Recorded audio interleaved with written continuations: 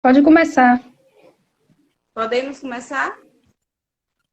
A gente precisa se apresentar, acho que não, né? Todo mundo já conhece a gente. Vamos apresentar. Mas é bom, né? Pode ter gente que não se apresenta, que não conhecemos, Meu nome é ou Maria, que eu não sou conhece a gente. psicóloga, administro a página Kit Afeta, Instagram Kit Afeta, junto com a Eliane. E vamos falar um pouquinho hoje sobre ansiedade. Isso. Você não se apresenta? Nossa, não me apresentei, não. Meu nome é Eliane, estamos mais uma vez aqui, né, para conversar um pouquinho com vocês sobre um transtorno, né, que vem sendo muito falado agora nesse período da pandemia. É um transtorno que, na verdade, é bem conhecido, mas conhecido assim, no sentido de ser falado, né? Não necessariamente as pessoas que desenvolvem a ansiedade ou que têm algum transtorno, né, ansiogênico, ela às vezes identifica que ela está ansiosa. Então a gente veio conversar um pouquinho sobre isso, tirar algumas dúvidas, né? Façam, né, tragam as perguntas. A gente já tem algumas perguntas aqui que nos fizeram antes, mas podem trazer dúvidas também durante a live. O nosso objetivo não é esgotar, porque não dá tempo, mas falar um pouquinho. Se formos falar de todos os transtornos de ansiedade, uma hora não dá tempo. Mas vamos tentar responder as perguntas que fizeram para a gente lá no Instagram. E quem quiser perguntar aqui também pode perguntar, que nós vamos tentando responder. Para começar, seria bom a gente falar o que é a ansiedade. A ansiedade ela é uma resposta fisiológica em uma situação identificada como perigosa. Essa situação ela pode ser real ou pode ser imaginária. Pode ser algo que você percebe perigoso e não necessariamente ele é perigoso. E aí o seu organismo começa a emitir sinais de alerta para essa situação de perigo.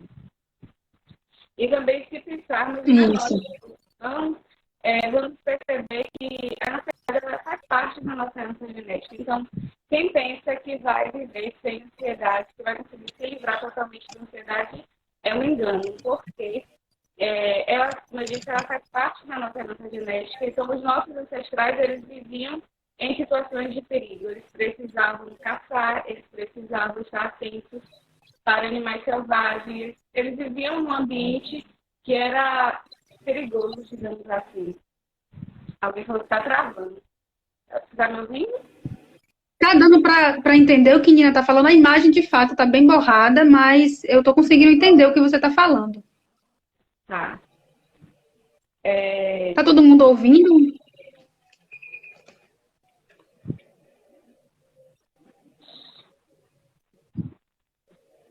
Travando. Gente, vai ter que dar continuidade, senão não vamos conseguir concluir. Uhum. Eu estava falando, o áudio de mim está muito ruim. Tudo sou eu, Melhorou, amigo. É você. Será que é bom colocar o fone? Eu tenho ansiedade, essa medicação. Ana está fazendo a pergunta aqui. Peraí. Será que seria bom eu colocar o fone? Não, né? Mas acho que não é a questão do volume, é da questão da internet mesmo, porque sua voz tá ótimo o áudio, assim, o volume. Tá. Então, deixa eu terminar de falar o que eu estava falando em relação à evolução. Que os nossos ancestrais, eles viviam em uma situação de perigo, de estar sempre alerta. E aí nós nos desenvolvemos a partir desse ambiente, dessa ideia, desse pensamento de ficar sempre atento. Só que, hoje em dia, os riscos não são os mesmos que antigamente, só que o nosso organismo é como se ele trabalhasse da mesma forma. Então, estamos sempre prontos ou para fugir, ou para lutar, para correr, por conta dessa resposta fisiológica que é uma herança genética. Então, nos livrarmos da ansiedade, nós conseguir. Nós podemos lidar com ela de uma forma mais adaptativa para a realidade hoje. Isso. Ou seja, né, todos nós temos a predisposição para desenvolver, né, a ansiedade, porque todos os nossos antepassados passaram pela mesma situação, né? Então, assim, o que é que vai definir se uma pessoa vai, uma pessoa vai, a outra não vai desenvolver um transtorno de ansiedade? É o contexto, é o ambiente em que ela está inserido. Mas todos nós temos essa predisposição. Só que cada qual tem os recursos, né, internos para lidar com as situações que geram ansiedade e o tipo de ansiedade que cada pessoa, né, se ela vier a desenvolver, que ela vai desenvolver, é muito ligado ao ambiente dela, ao contexto em que ela está inserido, né, às suas relações, né, ao seu ambiente, as questões internas também. Ou seja, todos nós podemos desenvolver, né, um transtorno de ansiedade. Sim.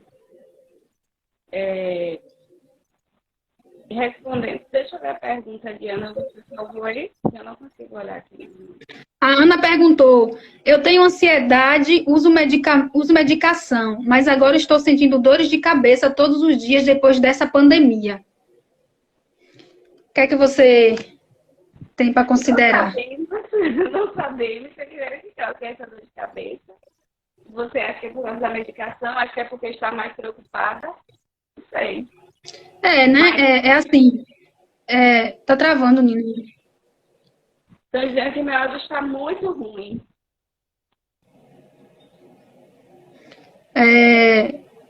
O que acontece aqui, no caso da Ana, né? Ela já tem um transtorno de ansiedade, pelo que ela fala, né? Ela já toma medicação. Então, assim, essa dor de cabeça ela tem que analisar, né? E já tinha essa dor de cabeça antes e agora está piorando. Porque essa situação da pandemia, ela tá despertando em nós, né, vários sentimentos, né, enfim, várias repercussões que a gente antes não estava predisposto ou exposto a essas situações. Então, assim, o que precisa ser feito é analisar, né, essa dor de cabeça, pode ter alguma ligação com o medicamento, mudou de medicamento recente, né? Tudo isso tem que ser analisado levando em consideração o momento atual, não é isso? Sim, sim. É sempre levar em importante o contexto. É importante que você leve também para o médico o que você está sentindo. Isso. Levar a medicação ou não. Isso. Ela já teve. Nina? Oi. Pronto. E aí, vamos ver se tem mais alguma pergunta aqui. Não. Das perguntas que fizeram para a gente, né? Quais os sinais e sintomas da ansiedade, né? Então, assim, quando a pessoa ela está com ansiedade, acho que é uma das dúvidas maiores, né? Que pelo menos os meus clientes que eu atendo me trazem, as pessoas que geralmente trazem, né, esse transtorno perguntam, então já traz com a pergunta: eu estou me sentindo assim, isso é ansiedade? Assim, quais são os principais, vamos dizer assim, sinais e sintomas da ansiedade? Geralmente, quando chegam até nós, estão apresentando batimento cardíaco acelerado, preocupação frequente, isso, excessiva. Oi? Não entendi. Preocupação excessiva. Síndrome do solo depressivo. Sim. Em alguns casos, a sensação de um bolo na garganta, sem conseguir engolir as coisas direito. Ou então, vai ser com falta de ar. Dores musculares, ou então aqueles espasmos musculares, né, aqueles tremores na palma, alguns locais do corpo. Insônia, né? Agora esse áudio está travando para mim. A insônia, né, é um dos sintomas também da ansiedade. O seu áudio está travando para mim. O que está travando? O seu áudio, eu não estou conseguindo escutar.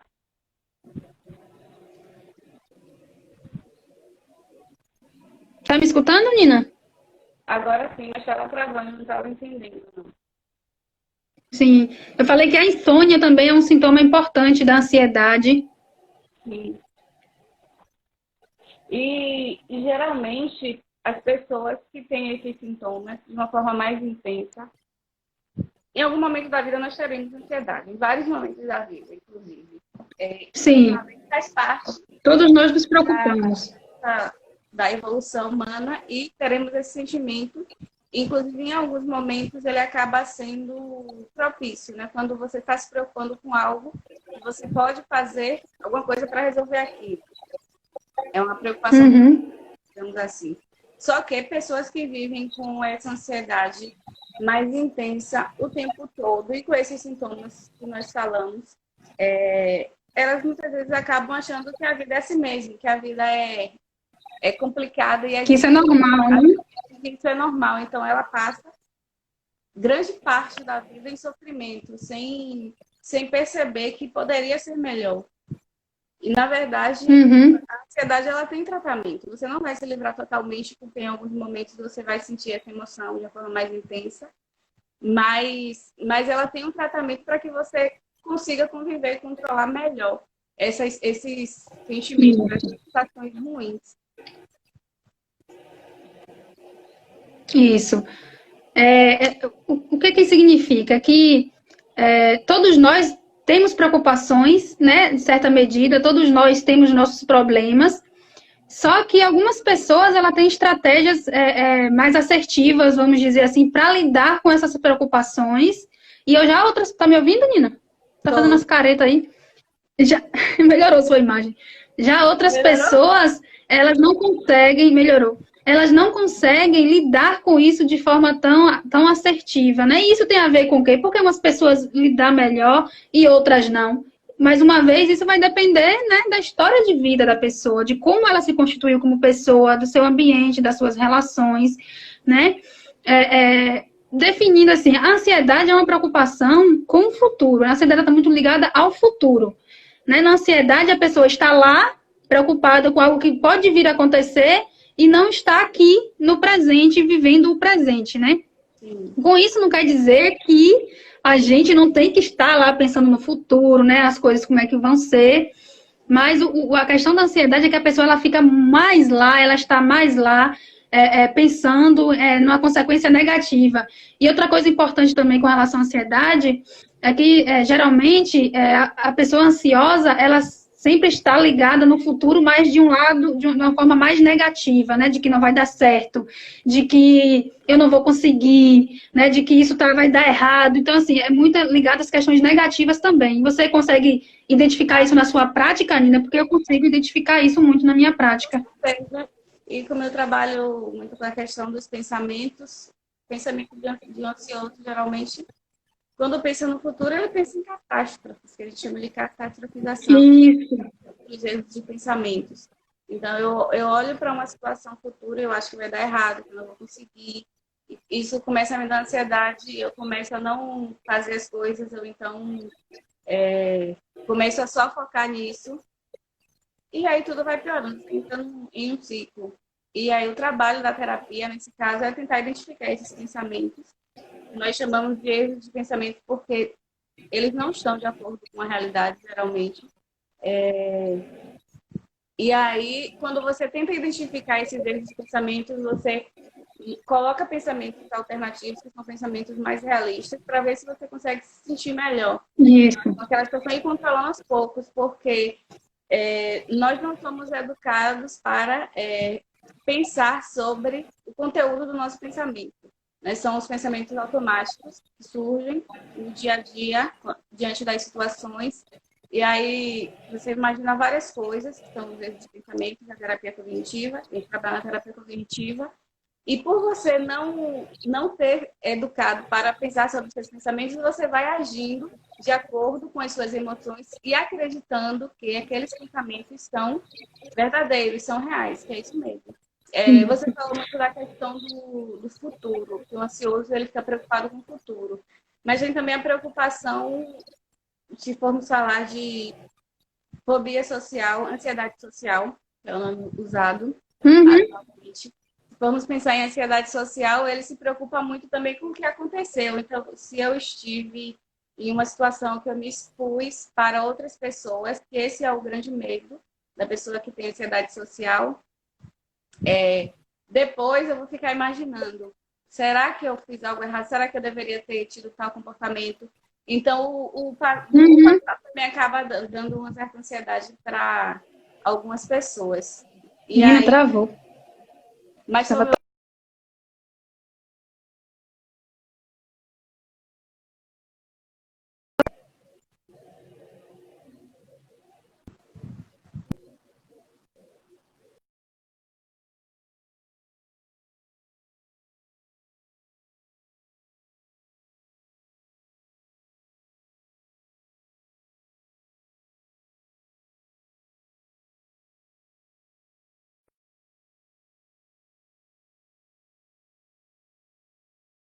tô, Voltamos. eu acho que sim.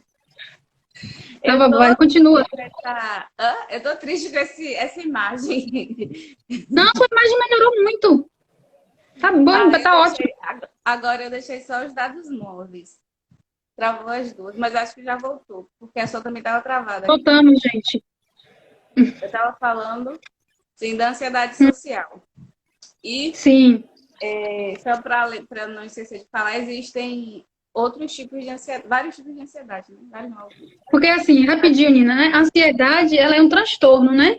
E como se caracteriza como um transtorno, ela tem os tipos, né, de ansiedade, que é o que Nina justamente vai abordar agora. Aí eu falei da ansiedade social. Existem fobias específicas, que são aquelas pessoas. Eu vou falar bem Isso. resumidamente. Tudo está baseado no medo, na ansiedade. Ansiedade e medo andam juntinhos. A fobia específica é aquela pessoa que tem medo de alguma coisa específica, por exemplo, medo de aranha. Eu morro de medo de barata. Isso, Mas de eu não preciso barata, tratar de porque rato. eu não preciso Isso, tratar isso porque não traz nenhum problema. Ainda bem, eu não convivo com baratas todos os dias. Eu acho que não. Quando eu durmo, não sei se elas isso. aparecem. Mas não me traz nenhum problema. Existe também falei, foi bem específica, ansiedade social, transtorno do pânico, quando você passa Isso, por tem o toque. várias crises de ansiedade e você começa a sentir medo de ter novamente aqueles sintomas. E aí isso vai se caracterizando o transtorno do pânico. Batimento cardíaco acelerado, a Uhum. sensação de que vai morrer, o medo intenso. E aí você começa a sentir tanto medo daquela sensação, e isso te causa mais ansiedade a qualquer sinal de que isso vai acontecer novamente. Geralmente Isso. as pessoas É chegam uma até antecipação, né? Mais uma vez, você antecipa algo que você tem medo que aconteça e aí você começa, né, a ficar ansioso pensando em como vai ser, em como você vai estar, enfim, como você vai estar se sentindo. o que mais? Poder específico. É, A TikTok é uma obsessivo compulsiva, aquelas pessoas que isso, toque. fazem rituais, por exemplo, rituais de limpeza. Tem que lavar as mãos o tempo inteiro. Agora nós nem podemos. Imagina as pessoas que têm tosse nessa pandemia, gente. Ou então Uhum. aquela que está tudo alinhadinho, os quadros alinhados, tudo organizadinho, tudo bonitinho. Eles fazem alguns rituais, geralmente, para fugir de algum pensamento obsessivo. São Uhum. comportamentos que aliviam esse pensamento, só que, por outro lado, vai alimentando mais ainda essa ansiedade e ele não consegue sair disso, geralmente, sozinho.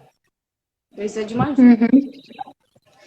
Uma coisa importante com relação não só à ansiedade, mas com relação também a outros transtornos, é que não só uma situação, né, concreta que está acontecendo vai despertar os sintomas. Os pensamentos, eles também funcionam como gatilhos.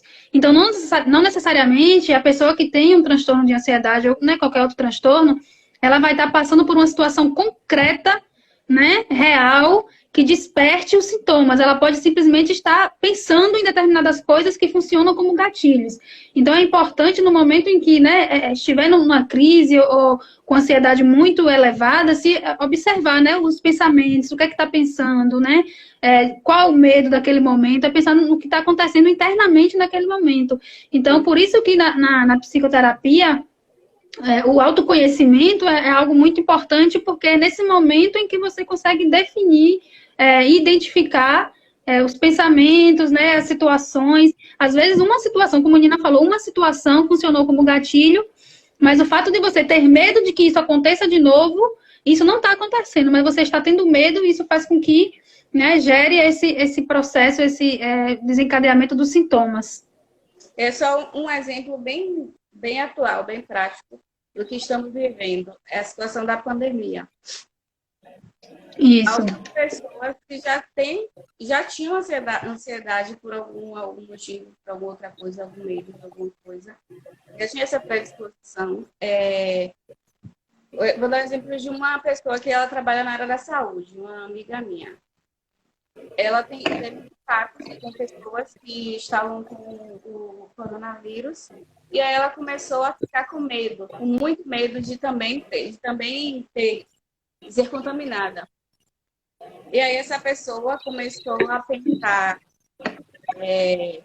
começou a catastrofizar, né? Achar que ela ia se contaminar, que iria sentir falta de ar, que iria contaminar outras pessoas, que iria morrer. E aí isso foi gerando mais ansiedade, porque foram os pensamentos dela. Ela não tinha nenhuma prova e nenhum sintoma ali naquele momento de que ela tinha se contaminado. Só que o medo e os pensamentos que ela foi alimentando foram tão intensos que ela começou a realmente sentir falta de ar, começou a sentir dorzinha na garganta e começou a realmente achar que estava. E isso foi dando mais medo, a sensação de medo, a sensação de... Claro que o meu áudio está ruim e baixo.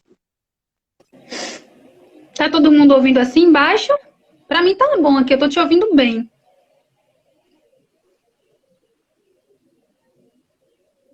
Tá todo mundo ouvindo bem, gente? Dá um feedback pra gente aí, por favor. A imagem melhorou? A imagem tá ótima. Sim.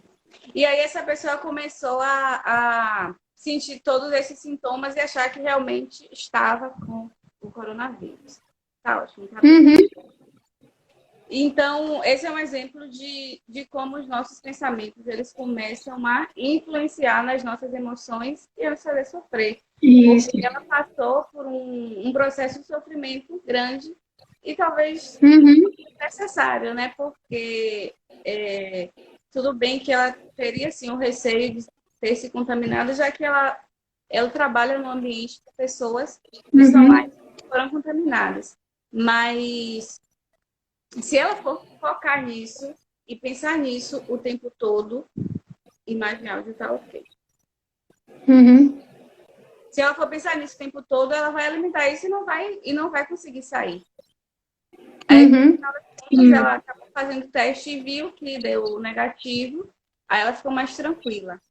Mas que nós não temos controle. Por exemplo, essa situação que eu falei, ela não consegue ter 100% do controle, ela pode ter os cuidados que ela tem feito em relação a usar os equipamentos de proteção, a higienização, etc. Mas aquilo que a gente não tem controle, isso eu sempre falo para meus pacientes, aquilo que você não tem controle, você vai ficar se preocupando, se martirizando, para quê? Vai resolver o problema? Não vai. A gente aceita tanta coisa na vida. Então, porque você não vai conseguir aceitar algo que você não tem o controle, não resolve nada você se preocupar. É o que eu falei no início. Preocupação produtiva e improdutiva. A produtiva tem algo que você possa fazer para resolver o problema. Se eu vou me deslocar de carro de um local até um outro local distante, eu vou me preocupar se tem combustível, o que é que eu vou comer durante o percurso, vou me preocupar sobre algumas coisas, porque eu tenho como resolver. Mas se eu começar a pensar, e se eu bater o carro, e se acontecer um acidente, acaba sendo erros... Algo, né, que é muito improvável. Esses acabam sendo erros de pensamentos, porque você está fazendo posições com base em quê? Em nada. Então, você não vai ter o controle se vai te acontecer algo durante o percurso. E se você não vai ter o controle, não vai adiantar você ficar se preocupando, porque não vai estar resolvendo nada. Pelo contrário, você estará sofrendo. É algo que Sal falou, né? Não devemos acreditar 100% em nossos pensamentos, justamente, só. Eu sempre digo. Não devemos. Então, pensamentos, eles não são fatos. Pensamentos, eles só são pensamentos. Entre eles são reais.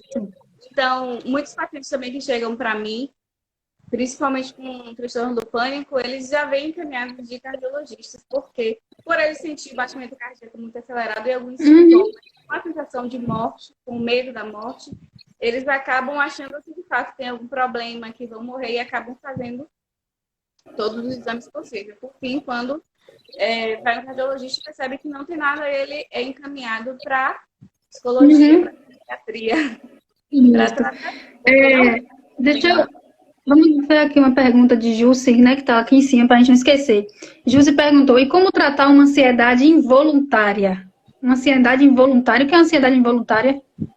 Eu acho que ela quer dizer que, em alguns momentos, as sensações que nós temos, por exemplo, que eu falei, batimento cardíaco acelerado, algumas sensações... Sintomas. Seriam sintomas, então? Sim, eu acredito que sim. Alguns desses sintomas, eles acabam vindo de uma forma involuntária, não necessariamente do pensamento, principalmente no transtorno do pânico. É como se disparasse um alarme ok, correto, só que na hora errada, na hora inadequada, então você não teve ali o controle. E aí, na clínica, nós vamos avaliar a intensidade. Você também pode pensar na intensidade disso que você está sentindo, na frequência, e no quanto isso está te fazendo sofrer. Porque se sozinha você percebe que você não está conseguindo lidar com controlar esses sintomas, em alguns momentos é necessário o uso da medicação também. Inclusive, vou fazer a próxima live, vai ser com um psiquiatra, com o Dr. Kleber. Sobre isso. Oi? Não, eu falo que falando sobre justamente isso. Que nós vamos falar um pouquinho da importância da medicação para os transtornos de ansiedade, porque isso que ela falou acontece de em muitos momentos realmente não conseguir sozinha, até mesmo com a terapia, porque na terapia trabalhar tudo isso que nós falamos aqui. Porém, esses sintomas que eles acabam surgindo involuntariamente, como você falou, você não consegue ter o controle, fica até um pouco complicado, às vezes, você aprender aquilo que nós estamos trabalhando na terapia, finalizar isso de uma forma mais assertiva, porque o seu organismo está todo descontrolado ali. Você não está conseguindo. Então, nesses momentos, é necessário usar medicação. E a medicação vai trabalhar nessas questões fisiológicas, amenizar esses sintomas, enquanto na terapia nós vamos tentando identificar quais são esses pensamentos, naquilo que você pensa que está te fazendo sofrer, que está te dando tanta ansiedade assim. E aí nós vamos confrontar esses pensamentos com a realidade e respondê-los de uma forma mais adaptativa. Então, na sua pergunta, quando você não consegue sozinha, quando você não consegue com um psicólogo também, é necessário, sim, o uso da medicação. Eu sei que muitos psicólogos, eles não gostam muito da questão da medicação, eu entendo, porém, em alguns casos, é necessário, sim. Até porque, em alguns casos, a terapia só, né, a psicoterapia só, ele não dá conta, né, justamente porque os sintomas estão tão exacerbados que a pessoa ela não consegue entrar no processo psicoterapêutico, né? Então, às vezes, lidar com o cliente, né, paciente em crise, não tem muito benefício naquele momento, porque o sintoma está tão exacerbado que você não consegue fazer as intervenções, né? Por isso, muitas vezes, é indicado, sim, as pessoas têm ainda esse preconceito com relação tanto à psicologia quanto à psiquiatria, mas o trabalho conjunto tem, assim, um efeito muito bom, muito benéfico, e o prognóstico, né, vamos dizer que é muito bom. Sempre que eu começo a atender, né, os meus clientes / pacientes, enfim, eu sempre sinalizo, quando vem com alguma questão de ansiedade, algum outro transtorno que eu percebo que dependendo, né, dessa intensidade e precise de um medicamento, eu sempre sinalizo que, caso eu veja essa necessidade, eu vou indicar e explico, claro, né, faço uma psicoeducação do porquê que é necessário, porquê que é importante, porque às vezes, de fato, não tem como só a terapia se dar conta, assim como só o medicamento também não dá conta, porque eu também sempre falo com os meus pacientes. O medicamento, ele vai tratar o sintoma. E sintomas fisiológicos, mas para a mudança de pensamento, de comportamento, você vai precisar da ajuda de um psicólogo. Isso. Então, assim, o medicamento... Rapidinho, Nina. O medicamento, às vezes, eles tratam os sintomas, né, que a menina falou, mas existe uma causa ali, né, que essa causa é na terapia que você vai conseguir identificar esses gatilhos, como o Sol está falando, né? Precisa ficar atento aos gatilhos que desencadeiam essas crises. O medicamento, ele não vai tratar o gatilho, o medicamento ele vai tratar o sintoma, né? Aí a pergunta de Lai. O uso dos florais ajuda? Lá eu não sei. Os florais não é uma prática da psicologia.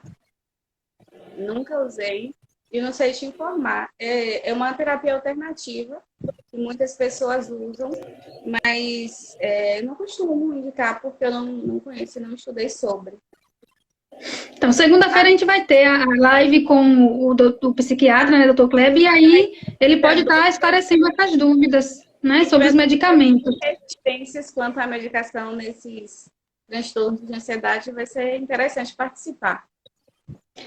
Com relação a que Lídia perguntou aí, né, das terapias alternativas, como yoga, meditação, claro que, assim, tudo que a gente possa utilizar que vai ajudar a minimizar, né, o sintoma, que vai minimizar, a lidar, Marisa, melhor com isso, né? Claro que todos os recursos devem ser utilizados, mas não é que a meditação, por exemplo, vai fazer sentido para uma pessoa, vai fazer para outra. Isso é algo que tem que ser analisado caso a caso, singular, né? Cada pessoa ela tem uma forma de estar no mundo, vamos dizer assim, e aí não necessariamente tem resultados, ajuda, claro, mas não quer dizer que vai ajudar todas as pessoas, né? Existem muitos estudos falando da importância do benefício da meditação, de Sim. atividades físicas e outras formas de terapia que podemos trabalhar de uma forma aliada. Então, geralmente, quando um paciente ele quer fazer também, em conjunto, outra terapia alternativa, se é do desejo dele, ótimo, tudo bem, desde que não te cause nenhum problema, mas sempre ressaltando a importância da terapia, que são essas terapias florais, etc., são terapias alternativas. Mas a meditação, sim, eu sempre indico para meus pacientes, clientes. Uhum. Isso lá, e de fato a gente vê muito quando as pessoas, como ela tem um certo preconceito de utilizar o medicamento.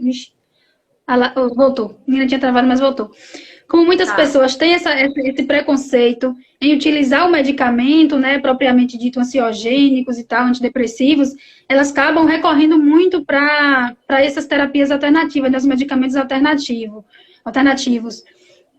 Claro que a gente tem que levar em consideração todo um contexto histórico, né? A gente tem toda essa questão do uso, né, de ervas, de chás que ajuda a acalmar. Tem estudos que dizem que tem alguns chás que de fato tem esse efeito calmante, esse efeito, né, de tranquilizador, mas é algo que precisa ser sempre ponderado, porque também tem, né, os efeitos colaterais que esses chás, esses medicamentos alternativos, eles podem causar, né, e é por isso que é importante sempre ser receitado com receita médica, né? Exatamente, nós não podemos indicar.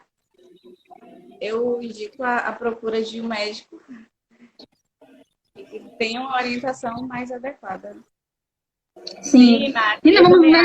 Nina mais prática, eu prefiro. Mas eu usar Marilza por conta do meu CRP, que está como Marilza. Eu não pude colocar o nome alternativo, mas se pudesse, colocaria. Nina, vamos pensar aqui nas outras perguntas. Tem outra segunda pergunta aqui, que é como identificar uma crise de ansiedade? Acho que a gente até falou um pouquinho por cima, mas a gente pode, né, comentar um pouquinho mais. Quando uma pessoa ela já passou por uma crise de ansiedade intensa, normalmente ela vai conseguir identificar os primeiros sinais de uma próxima crise. Só que o que é que acontece? Geralmente essas pessoas ficam tão preocupadas de com medo de uma próxima crise que a qualquer sinal, como eu falei antes, a qualquer sinal de que ela vai desencadear uma nova crise, ela já se preocupa, já dá muita atenção àquilo e pode ser que realmente ela acabe desencadeando uma nova crise de ansiedade. Então, como é que eu vou identificar? Primeiro, você vai observar aquilo que você está sentindo. Eu já senti antes, já passei por isso antes, né? A questão da respiração mais ofegante, a dificuldade de engolir, angústia, a própria sensação de medo. Você vai identificar todos esses sinais que você já sentiu antes. E você vai perceber que você está começando a sentir, só que para você não desencadear essa crise, você vai tentar não focar naquilo, não ficar com tanto medo de desencadear uma nova crise. Porque quanto mais você vai alimentando esse medo, você pode sim desencadear uma nova crise de ansiedade. Isso. Deixa eu ver, tem uma pergunta aqui em cima de Lídia, que ela perguntou como a psicoterapia auxilia na compulsão alimentar desencadeada pela ansiedade. Tem alguma coisa para falar sobre isso? A questão da compulsão alimentar, nós vamos trabalhar a questão da ansiedade, né? Por que você está tendo aquele compulsão, trabalhar os pensamentos que estão relacionados a isso. E, em muitos casos, com o uso de medicação também. Psicólogo não pode então... água com açúcar. Água pura pode, né? Bebam água, gente. Então, assim, com relação a essa compulsão alimentar, né? Como todas as outras ligadas à ansiedade, como todos os outros transtornos, é sempre importante ter um contexto ali ligado àquilo. Por que a compulsão alimentar e por que não a compulsão por outro tipo de coisa? Então, assim, é sempre importante investigar, né, no contexto da pessoa que está com aquela compulsão, por que a compulsão por alimento, né? Existe um alimento específico, existe uma situação específica que desencadeia isso, né? Aquela compulsão, ela está querendo... Aquele comer exagerado, está querendo substituir o quê, né? Está querendo tapar o quê ali?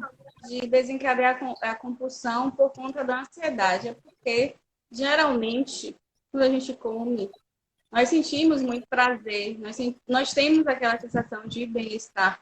Então, se você já experimentou isso uma vez, soube que te aliviou, você vai retornar novamente quando estiver muito ansiosa. Então, você vai usar essa comida, esse hambúrguer, essa pizza, esse chocolate de brigadeiro, esse bolo de chocolate, como um remédio, só que um remédio inadequado. Nos casos de dependência química, né, que a pessoa acaba usando a substância como uma forma de aliviar a sensação. Então, pode ser também dessa forma, e aí vamos investigar. Mas eu tô comendo como uma forma de fugir de alguma emoção ruim, eu tô comendo muito para usar isso como um remédio para me aliviar de alguma forma.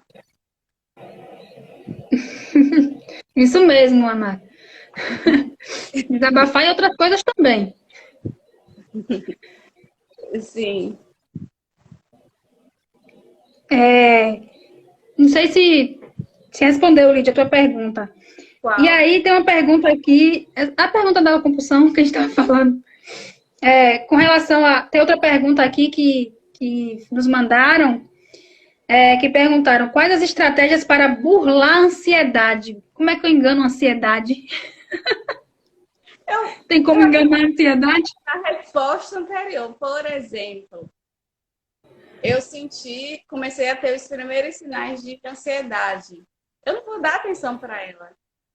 Também não vou ficar relutando. É importante também falar isso. Se você fica o tempo todo, poxa, não quero sentir isso, isso não faz parte de mim, vai me trazer prejuízo. Isso é muito perigoso. Quando você começa a lutar o tempo todo contra isso, você vai, de qualquer forma, alimentar o seu pensamento e vai ficar angustiada.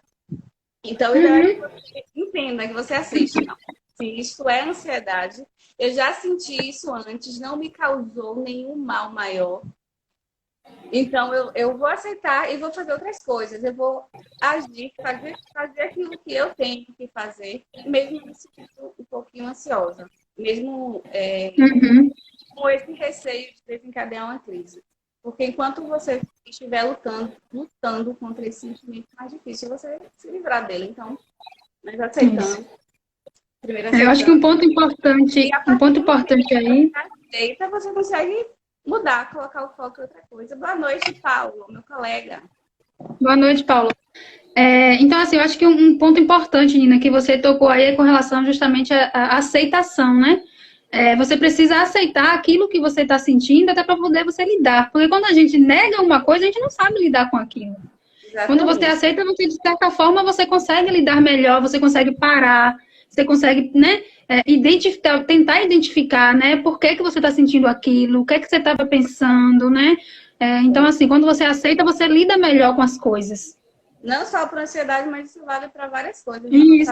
inclusive na nossa história de vida. E coisas que, se você tenta não aceitar aquilo, não deveria ter acontecido comigo, etc. É mais difícil você mudar, é mais difícil você sair do vitimismo, é mais difícil você fazer alguma coisa por você. E, na verdade, o adulto saudável vai aceitar as coisas que aconteceram e ver o que é que pode ser feito a partir dali. Tomar atitudes que serão de autocuidado. Então, assim, gente, a ansiedade não é o bicho de sete cabeças, né? Como a gente falou, qualquer pessoa ela pode desenvolver. Agora, o problema é que muitas pessoas, pelo desconhecimento, pelo preconceito, por até não saber mesmo, né? O que estão sentindo, não identificar, acaba demorando para procurar uma ajuda, e aí é o que acontece quando você já está num transtorno, né? Bem mais agravado, bem mais difícil de lidar com os sintomas, né? Mas qualquer pessoa pode desenvolver. Tá certo? Então, você vai burlar. Você vai observar seus pensamentos também. Geralmente, quando você está com a sensação de ansiedade mais intensa, pode observar que ele vai estar passando alguma coisinha ali na sua cabeça, algum pensamento ruim. E você vai observar isso também, para tentar mudar esses pensamentos, mudá-los de acordo com a realidade. Se você está pensando em alguma catástrofe, em alguma coisa que vai dar errado, ou se você está lamentando alguma coisa, para tentar olhar esses pensamentos e torná-los mais realistas. Tentar colocar eles de uma forma mais racional. E esse comentário, né, que Lídia colocou aí, que padrões estéticos também pioram a ansiedade, né? Porque existe aí também uma questão da aceitação, né? Quando você não aceita, né, e você não entende, claro, né, que todos nós somos diferentes, e você quer viver de acordo com padrões, coisas que, né, outras pessoas fazem, isso gera uma ansiedade, uma expectativa sua, gera uma frustração, né? Isso vai virando uma certa bola de neve. Sim. E a ansiedade, ela falou da questão estética, e a ansiedade tem muito a ver também com o estilo de vida que nós levamos. Nós, pelo que levávamos, agora na pandemia, eu não sei, o estilo de vida que nós levávamos, questão de cobranças, de você dar conta de tudo, tanto de padrões estéticos como questões profissionais. E aí, todo esse estilo de vida muito acelerado, diferente de muitos tempos passados, isso faz com que a ansiedade ela se torne mais exacerbada e se torne também moderna. Né? Hoje em dia, são pessoas com ansiedade. E aí veio, como não se bastasse o nosso estilo de vida, bem corrido, bem complicado, veio a pandemia para melhorar os pensamentos de algumas pessoas e para piorar a ansiedade de outras. Isso. Bia, ela fez uma pergunta que nós já falamos aqui, né? Que se fazer terapia ajuda na ansiedade ou só medicamentos. Como a gente já falou, Bia, os dois, né? Os dois são muito importantes, né? Claro que se for uma ansiedade que não esteja tão exacerbada, você consegue tratar, melhorar os sintomas apenas com a terapia, tá? Mas se tiver com sintomas muito exacerbados, né, muitos sintomas, aí sim é importante buscar um psiquiatra, né, usar um medicamento, mas o importante é que seja feito os dois quando possível, né, e tá sempre buscando a melhor forma de lidar. Eu acho que o primeiro passo é reconhecer, né, reconhecer que você está com ansiedade e a partir daí buscar, né, as alternativas que tem para tratar a ansiedade. Exatamente. Tem outra pergunta aqui. Só 10 minutos, só para não encerrar e voltar de novo. Tem só uma... Acho que a gente acabou de responder, né? Como saber se devo buscar ajuda, né? É justamente o que a gente já vem falando, observar os sintomas, observar se não está conseguindo lidar com determinadas situações, né? Você está te causando muito sofrimento.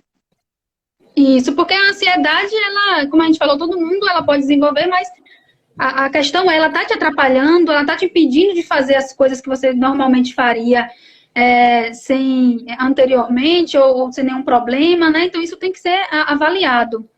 Paulo Não só a falou medicação, Paulo. será que a medicação é o caminho? Não só, e também nem em todos os casos. Nós falamos da medicação em Isso. casos em que a pessoa já não consegue controlar aqueles sintomas físicos. Nem Nós vamos ter uma live, Paulo, com um psiquiatra.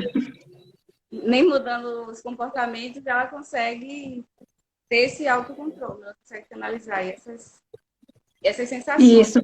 E aí, nesses casos, sim, por que não?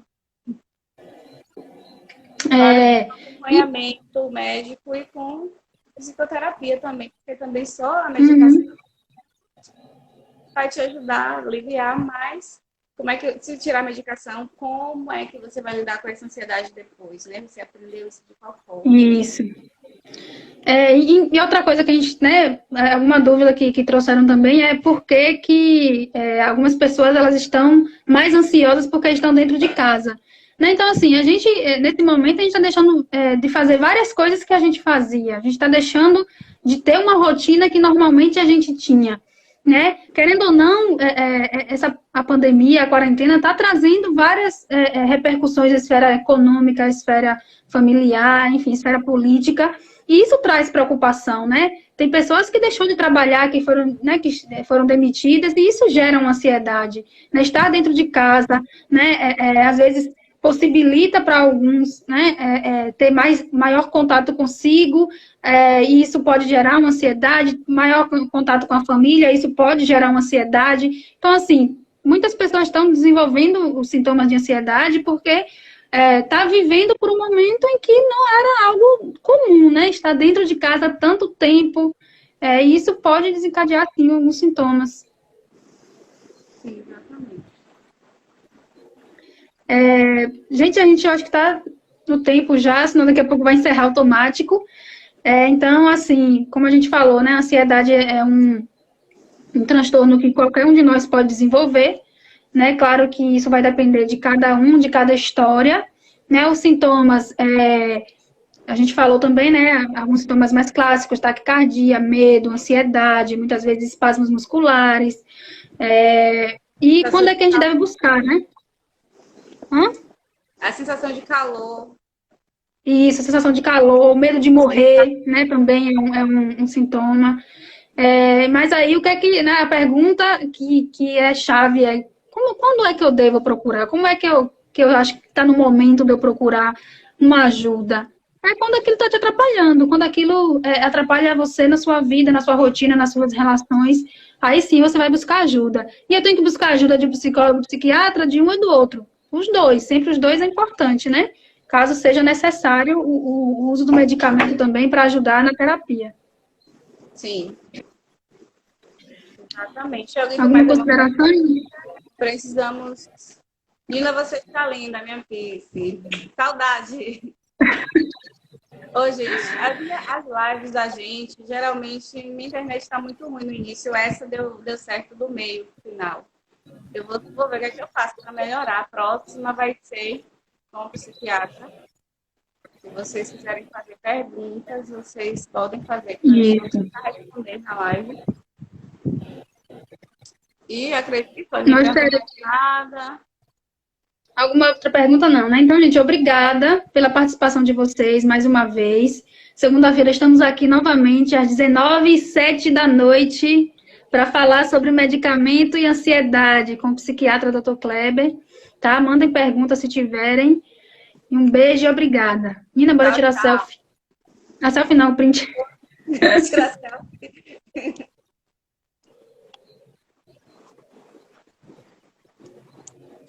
Tirar outra. Vai ser. Tchau, gente. Próxima segunda. Beijo, Isso. beijo. Tchau, tchau. Beijo.